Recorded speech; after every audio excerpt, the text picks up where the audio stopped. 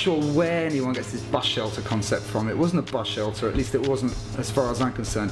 It was a garage used by the Apple Centre, which is where the offices are now, and there was literally about 8 cars in there, 30 or 40 pigeons, and loads of poo, and nothing else. And it was just this wedge-shaped building. It was like a slice of pizza, sort of, or piece of cake thing with a glass roof.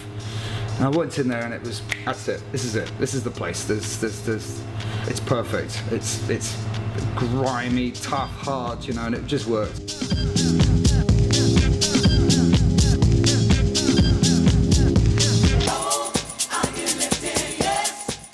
I started going to Paradise Garage probably around mid-87 and discovered Paradise. It really was the greatest club I've ever been to before, during, since. There's nothing like it, nothing ever was. And it was all of the elements were perfect. It wasn't one specific thing. The crowd, brilliant, really understood the music, all been going there for 10 years. Gay, Hispanic, black crowd that felt the music. And it was just as AIDS was coming in, so there wasn't this sort of cruising vibe. It was a much more one love, but it was a weird era in New York where people were very scared of what was going on, and therefore they could really sink their emotions into the music and the feeling of everyone being together.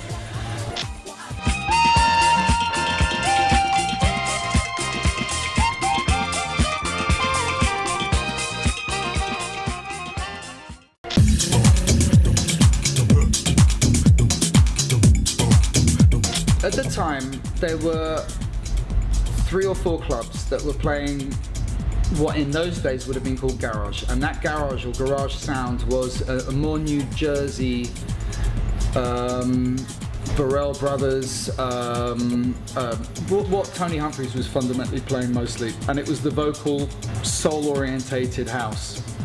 The Chicago sound was kind of more shoom with Danny Rampling, but the main clubs in London that were playing that garage soulful house were High on Hope. And I have to say, I'm not really a soul boy. I'm much more into acid. So I was more into the shoom sound, but the combination of the two was kind of what needed to be done, because the acid was all flashing lights, smoked out, everyone on pills. It was just, you know, it was just insane. Whereas the soul one was much more. It was, you know, no lights, nice sounds, people dressed up a little bit better. They were completely different worlds. Because another USP of this place is the fact that we were the first people to bring over week after week after week American DJs, which had never really happened before here. And to bring them together was kind of an objective. How it developed, without question, we put it into the mainstream. Because at that point it was just small little clubs around town, and we put it into the mainstream. How it's evolved, to be absolutely honest, I haven't got a clue, because nowadays I don't listen to music. The music that comes out today interests me nada. I'm stuck in the 90s, and I'm very, very proud of it.